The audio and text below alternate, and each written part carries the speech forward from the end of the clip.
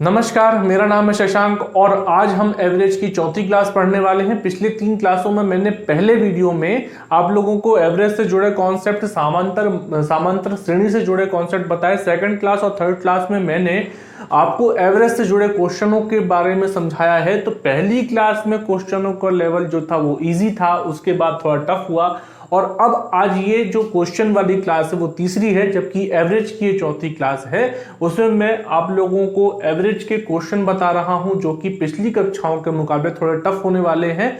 तो चलिए इस क्लास को स्टार्ट करते हैं।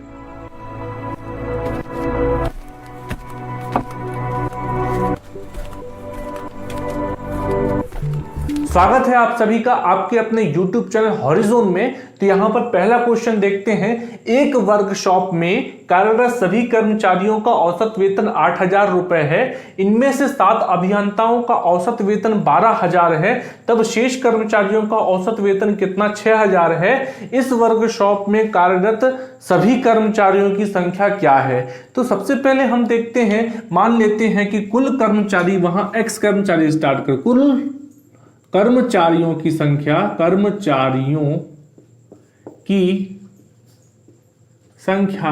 बराबर X है और इनका औसत वेतन क्या है?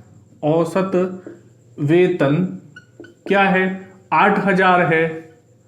तो यहां पर कर्मचारियों की संख्या बराबर क्या मान लिया हमने? X है और औसत वेतन क्या है? 8,000 है। तो सभी कर्मचारियों का कुल वेतन,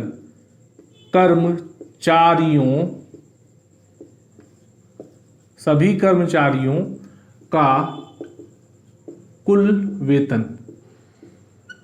कुल वेतन बराबर क्या हो जाएगा? कर्मचारियों की संख्या गुणित उनका औसत वेतन। तो यहां हो जाएगा 8,000 X। उसी प्रकार हम क्या करेंगे? 7 अभियंताओं का कुल वेतन। अब ये क्वेश्चन से देखना है आपको। 7 अभियंताओं का कुल वेतन बराबर कितना हो जाएगा? उनका औसत वेतन कितना है? 12,000 है। कर्मचारियों की संख्या कितनी है? 7 है। तो 12 सत्ते 84, मतलब कि यहां हो जाएगा 84,000। ठीक है, 12 सत्ते हो जाएगा यहां पर कितना? 84,000। अब शेष कर्मचारियों का कुल वेतन, शेष कर्मचारियों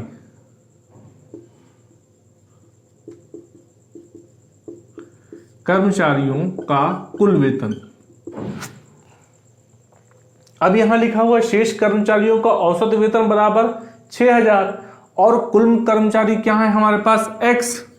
कुल कर्मचारी हैं X, उनमें से अभियंताओं की संख्या हम माइनस कर देंगे तो बराबर क्या हो जाएगी? शेष कर्मचारियों की संख्या आ जाएगी। क्या आ जाएगी? X - 7, है ना।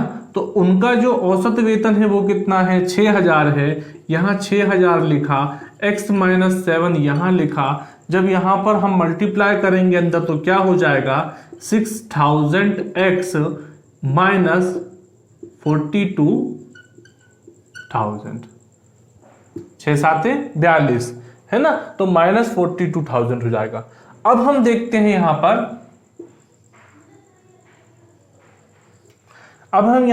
हैं इसने पूछा है कि सभी कर्मचारियों की संख्या कितनी होगी। तो सभी कर्मचारियों की संख्या क्या होगी? यहां पर सबसे पहले इक्वेशन 1 बन जाएगा कि कुल कर्मचारियों की संख्या बराबर यहां पर अभियंताओं का कुल वेतन। सबसे पहले यहां पे क्या है?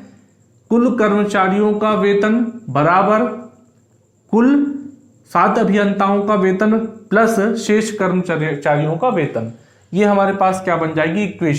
इक्वेशन में हम वैल्यू पुट करेंगे, इधर उधर करेंगे और X की वैल्यू ला लेंगे, है ना। तो चूंकि X की वैल्यू यहां पे क्या दी हुई है? कुल कर्मचारियों की संख्या। अब देखते हैं हम यहां पर कुल कर्मचारियों का वेतन कितना है?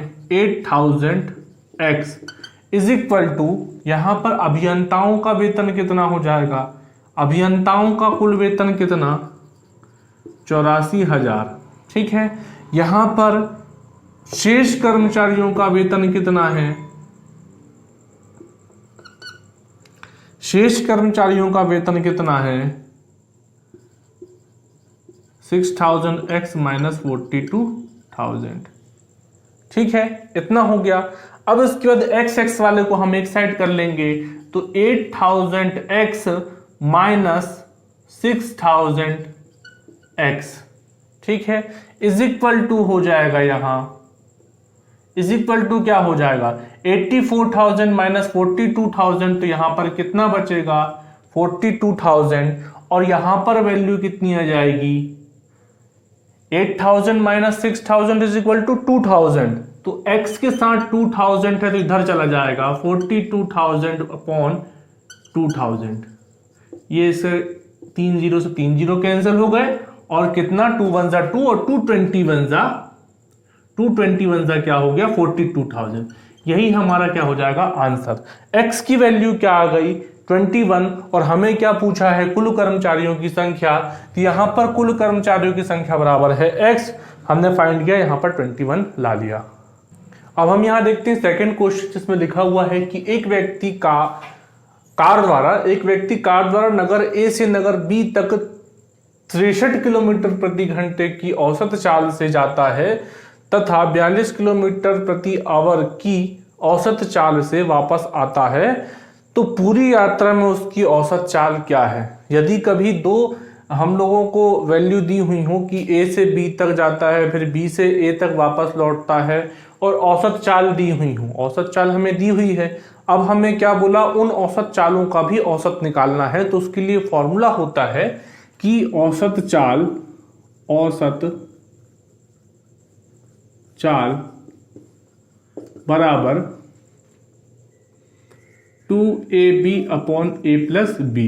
यदि a पे a इज इक्वल टू क्या है, यहां पर a इज इक्वल टू है यहां पर 63 किलोमीटर, 63 kmpl किलोमीटर प्रति आवर, और b इज इक्वल टू क्या है, b इज इक्वल टू है हमारे पास 42 किलोमीटर पर आवर।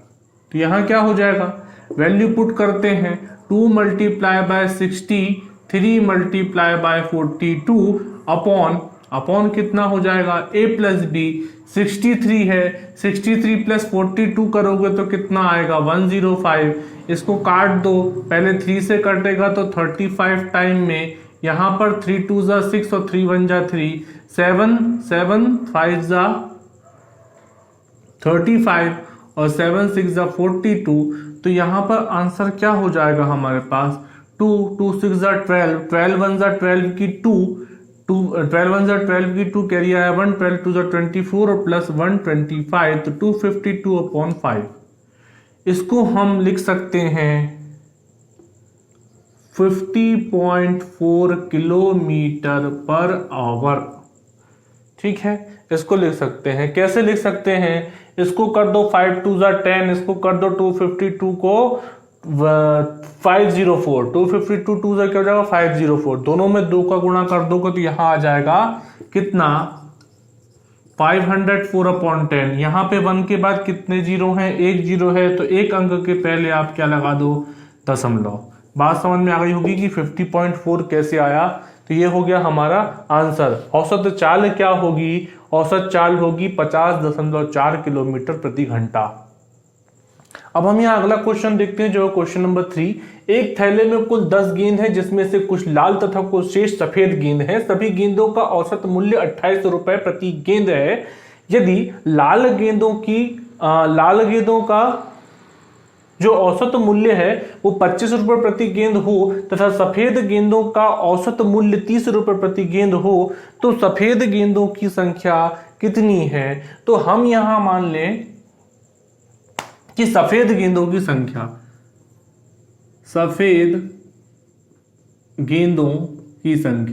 यदि लाल पूछता तो हम लाल को मानते, लेकिन यहां सफेद पूछा है इसलिए सफेद गेंदों की संख्या बराबर हो गई x, और लाल गेंदों की संख्या हो जाएगी कितनी, कुल गेंद है 10, तो 10 में से सफेद गेंद घटाएंगे तो लाल गेंदों की संख्या आ जाएगी। तो यहां देखते हैं, अब यहाँ पे मूल्य क्या है 25 रुपए प्रति गेंद है, यहां पर कितना है टोटल मूल्य 28 रुपए प्रति गेंद है, और सफेद गेंदों का कितना है 30 रुपए प्रति गेंद है। हमको गेंदों की संख्या नहीं पता, लेकिन यहाँ पर गेंदों का मूल्य प्रति गेंद के हिसाब से दिया हुआ है। टोटल गेंद कितनी है हमारे पास? 10 हैं। सफेद गेंद कितनी है? x है, ठीक है। और प्लस करेंगे हम के कितना, यहां पर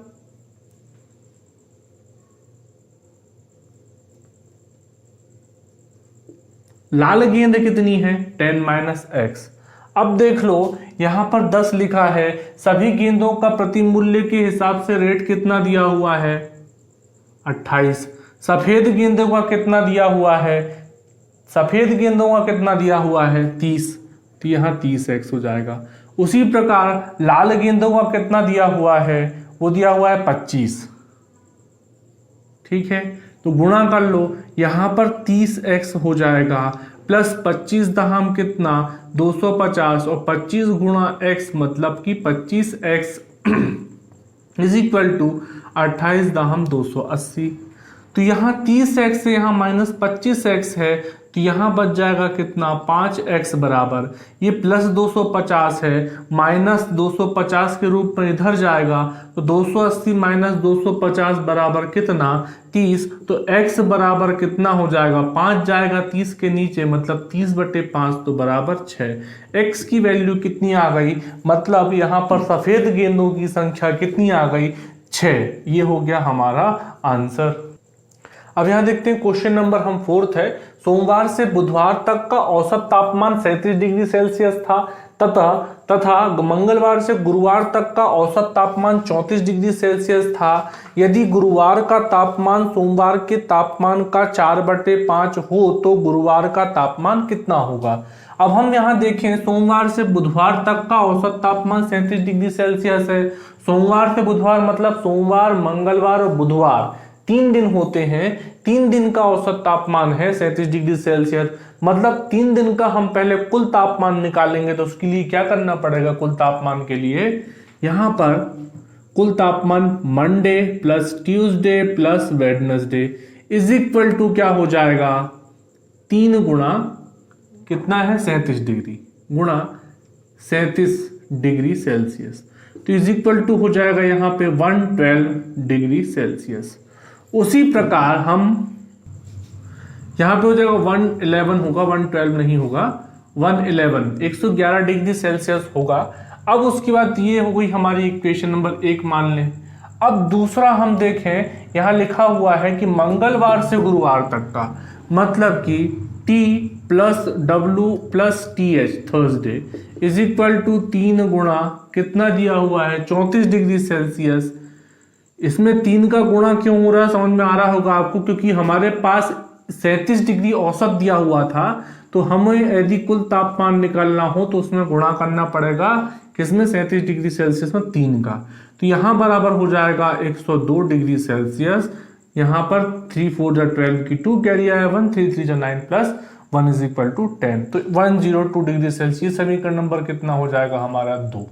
अब यहाँ पर क्वेश्चन में दिया हुआ है कि गुरुवार का तापमान सोमवार के ताप का 4/5 है, तो यहां पर क्या हो जाएगा? किसका ताप? गुरुवार का तापमान सोमवार के तापमान का 4/5 है। सोमवार के तापमान का TH इज इक्वल टू हो जाएगा TH इज इक्वल टू हो जाएगा 4/5 m। थर्सडे की वैल्यू क्या आ गई हमारे पास? 4/5 m आ गई। तो यहां पर क्या कर सकते हैं? थर्सडे की वैल्यू को हम पुट कर देंगे किस में? थर्सडे की वैल्यू किस में कर देंगे? इक्वेशन नंबर 1 में। तो यहां पर मान लें हम कितना? Equation number 3। तो यहां पर लिखें कि समीकरण नंबर 3 का मान समीकरण नंबर 1 में नहीं 2 में आएगा। 2 में रखने पर, समीकरण नंबर 2 में रखने पर जब समीकरण नंबर 2 में इसकी वैल्यू पुट करेंगे तो क्या हो जाएगा? यहां पर T plus W plus TH की वैल्यू क्या है? 4/5 m इज इक्वल टू कितना? 102 डिग्री सेल्सियस। अब क्या करें, इसको मान लें हम समीकरण नंबर 4। अब इसे लिखेंगे हम, समीकरण नंबर 4 है तो यहां पर लिखेंगे समीकरण नंबर 1 से समीकरण नंबर 1 माइनस समीकरण नंबर 4। ठीक है, जब 4 को माइनस करेंगे तो इसको हम क्या लिख सकते हैं, पहले तो इसको लिख दो 4/5 m plus T plus W is equal to कितना, 102 डिग्री सेल्सियस।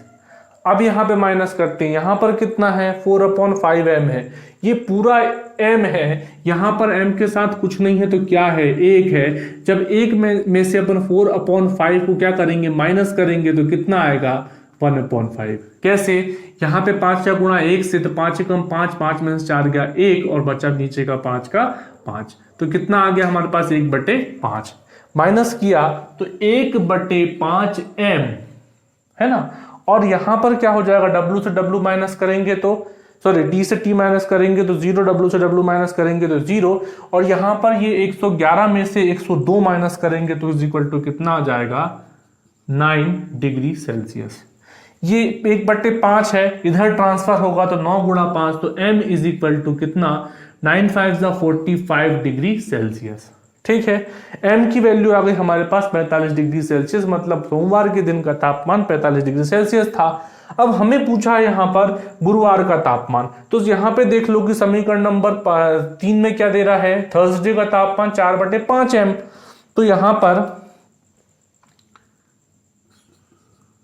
समीकरण नंबर 3 से है ना, समीकरण नंबर 3 से इधर से लिखते हैं, समीकरण नंबर 3 का मान रखने पर, ठीक है, समीकरण नंबर 3 का मान रखेंगे तो क्या होगा, m इज इक्वल टू क्या है यहाँ पर 45 डिग्री सेल्सियस, थर्सडे का तापमान कितना है 4/5 m, तो TH is equal to 4/5 m की वैल्यू कितनी दी है 45, तो 5 1 जा 5, 5 9 जा 45, तो 9 4 जा 36 डिग्री सेल्सियस। तो थर्सडे का तापमान हमारे पास क्या आ गया, 36 डिग्री सेल्सियस। देखते हैं हम क्वेश्चन नंबर 5। किसी क्रिकेट टीम में 2 खिलाड़ियों की आयु क्रमशः 17 वर्ष और 20 वर्ष है। इनके स्थान पर 2 नए खिलाड़ियों को लेने पर टीम की औसत आयु में 2 महीने कम हो जाते हैं, है ना। तो नए खिलाड़ियों की औसत आयु कितनी है। सबसे पहले हम देख लें यहां पर कि 2 खिलाड़ी की उम्र कितनी है, 17 वर्ष और 20 वर्ष। नए खिलाड़ियों की आ जाने से, नए खिलाड़ियों के आ जाने से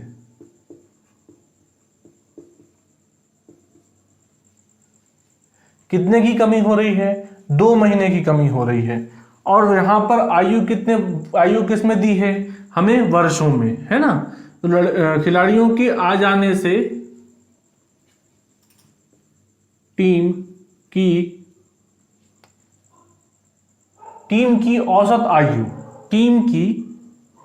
औसत आयु में कमी। तो यहां पर मैंने क्या लिखा, बार बार इसलिए कह रहा हूं, औसत आयु में कमी बराबर 2 महीने, ठीक है। औसत आयु में कमी 2 महीने, मतलब पूरी टीम की आयु में कितनी कमी आएगी, टीम की आयु में कमी बराबर कितना, एक क्रिकेट टीम में कितने खिलाड़ी होते हैं, तो 11 गुणित 2 महीने, तो 2m लिख लेते हैं इसको, मतलब 11 दूनी 22m, ठीक है। इसे जब हम साल में बदलेंगे तो हो जाएगा 22/12 वर्ष, 22/12 वर्ष। अब यहां पर देखते हैं किसी क्रिकेट टीम में कितने हैं, 17 वर्ष और 22 वर्ष। अब नए खिलाड़ियों की हमें क्या पूछ रहा है यहां पर, औसत आयु।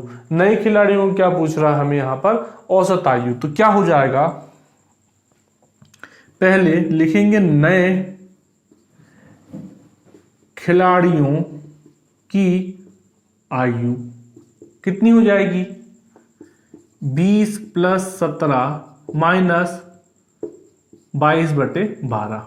तो यहां पर कितना हो जाएगा, 20 प्लस 17 बराबर 37, माइनस कितना 22/12। तो यहाँ हो जाएगा कितना 2 छंग 12 और 2 11 22, तो 11/6 हो गया।